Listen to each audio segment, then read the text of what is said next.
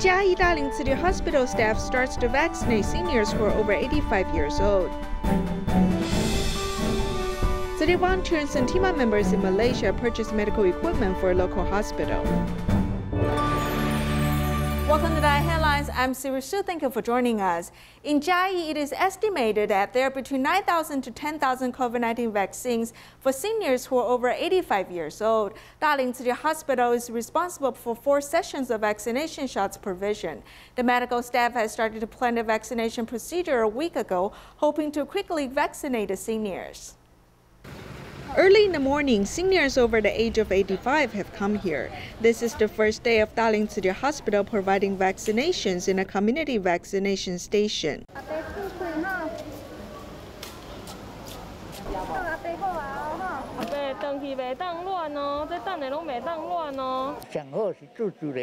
It is best to get vaccinated and not get infected.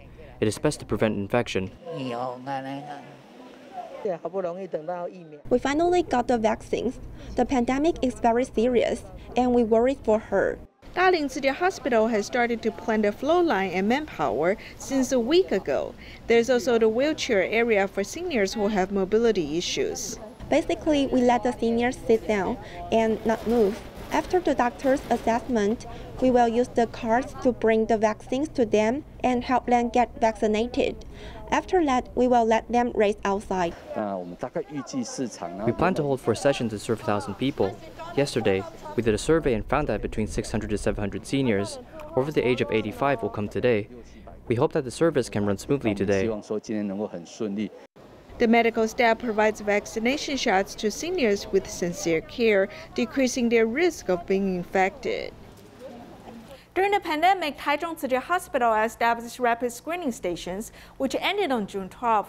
515 people were put into the COVID prevention efforts. One person produces about 164 grams of sweat on duty, and if we times that by 515, the total number is equivalent to the dedication of these hardworking medical staff. Under the high heat outside, medical workers in the rapid screening stations must wear full protective gear in order to do screenings for citizens. This is truly a test of their mental and physical status. There's like salt on my body. It feels like I'm wearing clothes inside a swimming pool. It's all wet. The clothes inside will not dry if we weigh these wet clothes. The sweat alone weighs around 164 grams.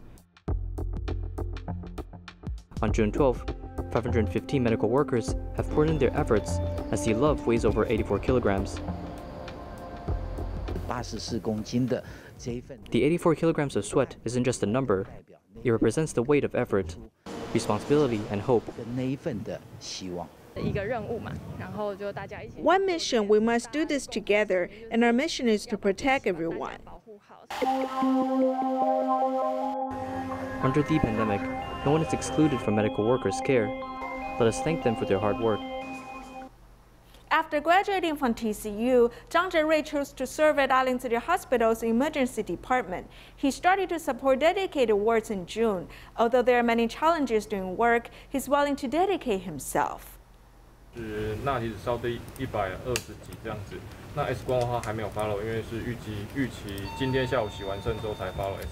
Dealing with dedicated wards and presenting accurate information to the patients. This is the job of 36-year-old Zhang Zherui. Under high pressure and disapproval from his family, he insisted on supporting the hospital. Some patients seem to have deteriorating conditions, so during the video conference, we especially talked about these patients. After graduating from TCU, Zhang Zherui studied at the emergency department for 8 years as he hopes to help people relieve suffering in the future. After I graduated from TCU, I came over to Daling City Hospital. Therefore, Daling City Hospital is like my second home. The patient's routes, their activity areas, and COVID patient areas, we must practice beforehand. I even practiced the process of intubation.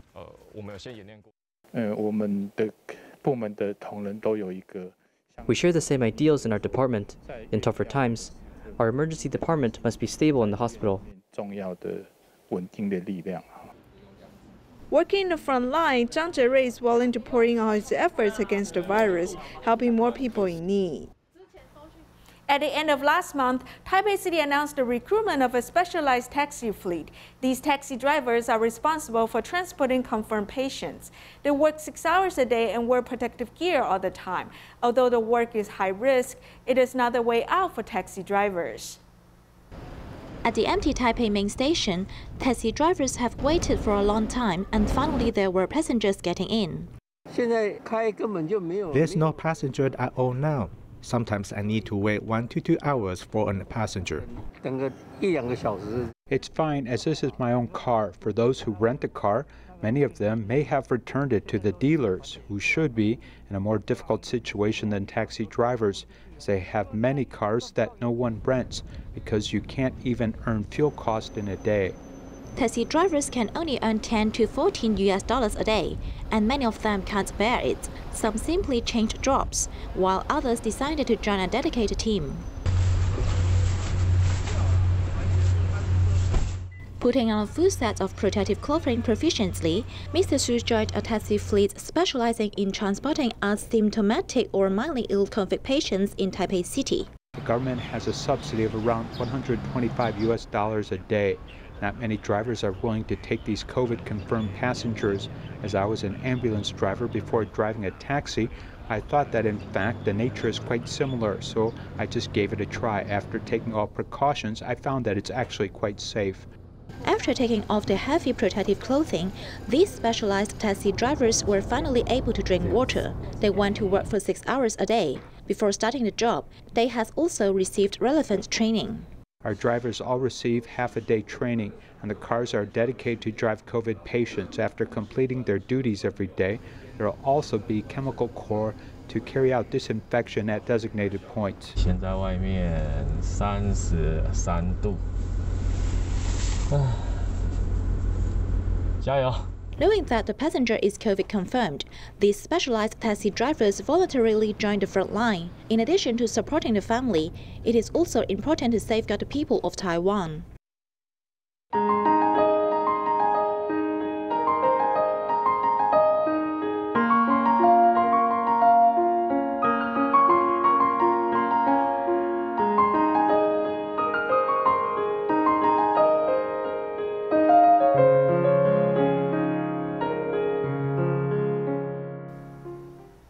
This wave of pandemic in Malaysia has not eased up. The medical facilities are overloaded. City volunteers and team members in Perak purchase essential medical equipment for a local hospital so they may treat more patients. COVID-19's invasion of Malaysia continues to rise. Confirmed cases began to explode in April of this year, with May 29th having more than 9,000 confirmed cases in a day. The increasing confirmed cases of COVID has many of the state's medical facilities overloaded. When we found out hospital equipment was short, we quickly mobilized to donate them so they can save more lives. Knowing that life hangs by a breath of air, the team of members from the Perak Tzu Chi branch worked together with community Tzu Chi volunteers to fundraise from willing donors. We sought out donations for the entire Perak states. Due to it being this COVID period, it's difficult to canvass for donations, but we look to our volunteers, our business entrepreneurs, our board members, and companies, organizations for support. We explained to them the need and used the shortest time possible to donate essential equipment to the hospital.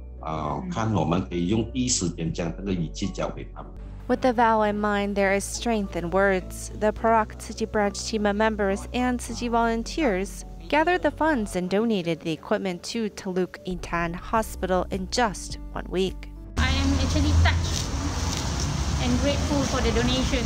I think this is an additional to our facilities that we have, and this is boost to our morale actually, among us, for the workers here, our staff, our doctors, that managing the pandemic. And they are grateful and show their love to us by donating so many essential equipments to us in this short periods of time. So I hope all the members, all our rakyat stay safe, do their part, stay at home, and we will use this equipment carefully and hope we will show all our love to our rakyat. Okay, stay safe. Thank you. A group of overseas students from Mingchuan University originally wanted to stay in Taiwan to work and earn tuition during the summer. However, they were unable to go out due to the pandemic and had problems with food and clothing. The instructor asked city volunteers for help. Therefore, city volunteers immediately brought Jingsi food to them. Taoyuan Tzu Chi volunteers are busy packaging a whole table of instant food, which will be given to foreign students in the Overseas Youth Technical Training class of Mingchuan University. Because in the dormitory, they can't cook hot food. Therefore, the instant products in Jingsi bookstore are suitable and more convenient for children to eat in the dormitory. The instructor put forward the request, and the Tzu Chi volunteers immediately assist in packaging of a whole bag of food, including wrapping alkaline zongzi for students to feel like celebrating the festive holidays. The wrapping zongzis are sweet and cool. You can eat them without steaming. Since I've come here from Malaysia, I haven't eaten zongzi for a long time. I didn't expect having zongzi to eat after I came here. Thank you for sending zongzi to us on the Dragon Boat Festival. Thank you very much. We feel happy and full of human touch. I'm also very grateful for the good destiny.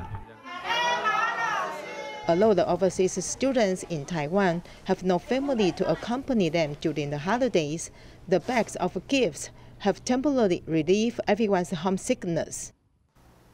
In Taichung, a senior was diagnosed with COVID-19. She's also a Tzu Chi care recipient. Although the senior is living alone in the hospital staff brought her lunchboxes every day. On the day of the Dragon Boat Festival, she even received delicious zongzi. Granny, it's the Dragon Boat Festival. I brought zongzi for you. Sending meals to the senior every day, this care worker even brought zongzi for the senior during the Dragon Boat Festival. We wanted to give her something that represents the Dragon Boat Festival to let her feel our sincerity, because I know that she wants to go back home. She even cries about it. Spending the holiday at a quarantine ward, the heartwarming zongzi made the senior happy.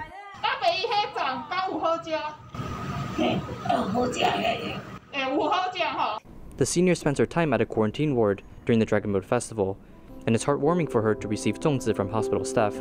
Her son, who left the hospital earlier than her mother, thanks everyone for their care. He wrote a card saying, "Here's something for you. I want to thank you for the care you've given me. I hope that you can take care of my mother. Thank you so much." We felt his gratefulness to us. Whenever he felt hopeless and afraid, we gave them motivation and hope. I'll pray for her until she's fully recovered. Everyone pray for the senior's speedy recovery so that she may return home for a family reunion. Due to the pandemic, on Police Day, City Foundation sent vegetarian lunchboxes to different police stations. As police officers and city volunteers gather, they also pray for the pandemic to end. Asking carefully, Tzu Chi volunteer Wong Qianhui arrives at the vegetarian restaurant to do a quality check. Besides the nutritious values, the appearance has to be pleasing in order to attract people. We have high standards for lunch boxes. Every box has to be filled neatly and looks organized. I think they did a great job today. On June 15th, Police Day, Tzu Chi Foundation gave 600 vegetarian lunchboxes to 9 police units separately in Taipei's Beitou and Shiding district. The act of care will continue until June 25th. What they need the most isn't zongzi or fruits. This year we focus on concept of vegetarianism, and we wanted them to go meatless in order to save the planet. At 10 a.m. in the morning, volunteers arrive at the restaurant to pick up meals. Besides the delicious food, there's also tea crafted from 8 different herbs, protecting police officers working at the front line. 24 leaders from our police units gathered and represented the vegetarian ideals. We hope to lead everyone into a vegetarian diet. The delicious lunchboxes have greatly raised morale in the police station. An award was given to Tzu Chi from Linkou Precinct to thank the organization. The vegetarian lunchboxes allow officers at the Linkou Precinct to stay healthy during the pandemic. Police stations in Penghu also received Tzu Chi's care, as 190 vegetarian lunchboxes were packed, then shipped to this unit. On the police day, we are very thankful to Tzu Chi for coming here, giving care to our colleagues here. As Tzu Chi Foundation helps more frontline workers, Let us all hope and pray for a peaceful year.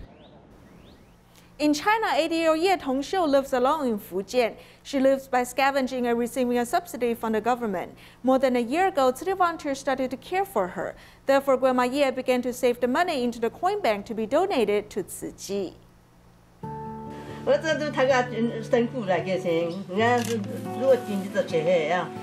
Every morning, Ye Tongxiu will come to the streets of Sangluo village and bend over to pick up the recyclables from the trash can. When she woke up in the morning, she went everywhere, down from there and up from this road. Her donation is not easy to come by, and it comes from the hard work of picking up those recyclables. She lives alone at the age of 80. In October 2019, Tzu Chi volunteers began to care for her, giving her the warmth of the family. Now she donates earnings made from recycling to Tzu Chi to reciprocate the help. In fact, her body is also very fragile and it's difficult for her to walk. But she wants to collect recyclables to help others. That's why we feel moved about what she has done. Grandma Ye, who has a very simple life, took advantage of the volunteers' visit and donated the bamboo coin bank she had saved for a month. Volunteers felt surprised that there was more than 400 renminbi in it. When picking up recyclables, don't pick up heavy ones and eat when it's time to eat. It's a good thing for you to help people, but you have to eat, okay? Don't be too frugal. If you are sick, you need to see a doctor.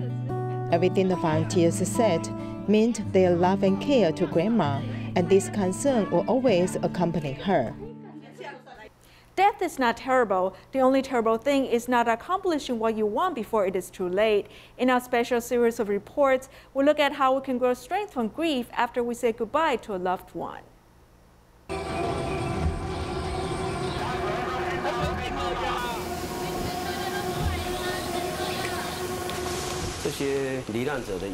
The bodies of these victims were seriously damaged. Many of them had severed limbs. Too many corpses had to go through the DNA identification process.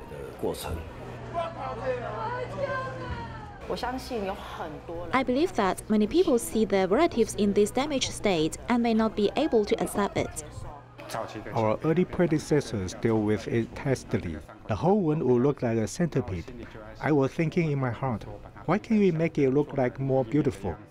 No one has done it before. We don't know how it can be done.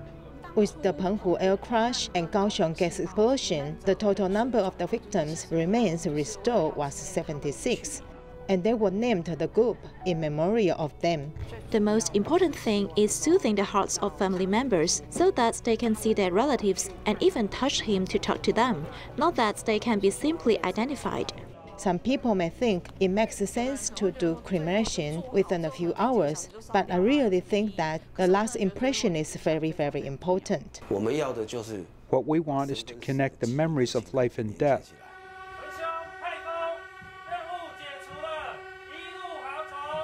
And the emotions to overcome this barrier. In this way, there will be no gap between life and death.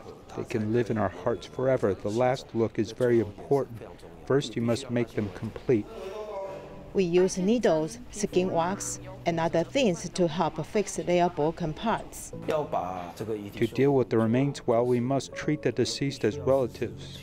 We all treat them as relatives and use the best materials.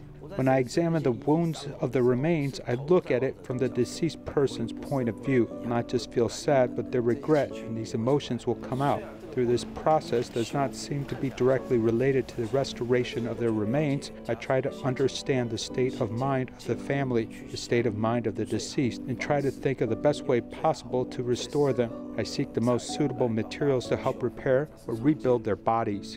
Our techniques and stitching can make them more beautiful and complete. When it comes to the overall assistance to the victims, we are really attentive. After the restoration work, the family saw their daughter returned. Even if they are not breathing, we will feel that the dead are still there. This stage of death is something everyone will face. It's just here sooner rather than later. Up until now, I haven't been afraid of this work. Retaining the whole body is a common concept the Chinese world agrees upon. After death, people are actually unaware what they need to repair and whether or not it is actually important. What they are repairing is actually for the grieving family. I know that my relatives want peaceful and completion. The last thing they remember is a complete body and not a broken body. This can help them deal with the sadness and healing in the future. When I was school age, I often moved, maybe because I moved around. I would feel left out by some of the other children in the school.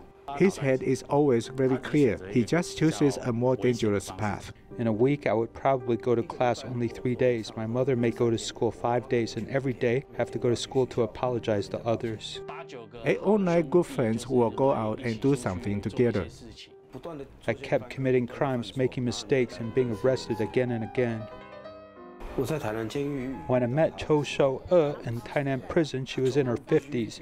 She had to rely on a walker to walk. She had to read the homework we wrote with a magnifying glass to see the words. She said that people should not give up on us.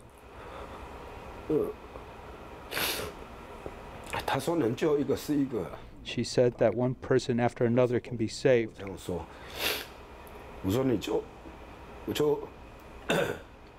When she told me this, I asked her jokingly how many she saved. She said that she hasn't saved any of them, but she has done it for a lifetime. It was the first time that I saw the glorious side of human nature.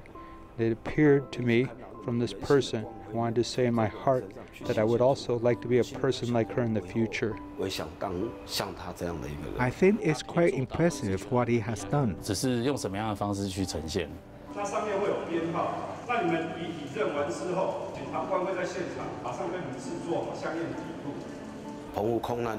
the Penghu plane crash, I knew that I could use my own professional skill to give back to society. He is willing to do such a thing for these family members. I think this is really great love. They can work in a very timely manner, and the way he provides his service is very dedicated and compassionate. I think that more people who share the same ideals can join. They are obliging and silently help all Taiwanese mend their broken hearts.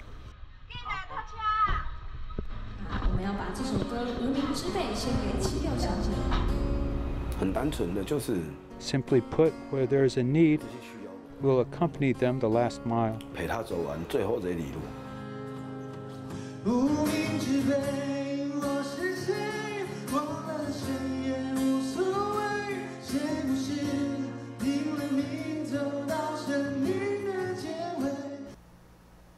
Hualien Tzu Chi Medical Center has been leading seniors to exercise in the park. However, due to the pandemic, the exercise lessons have to be held online. We'll leave you with these images. Thank you for joining us. Goodbye.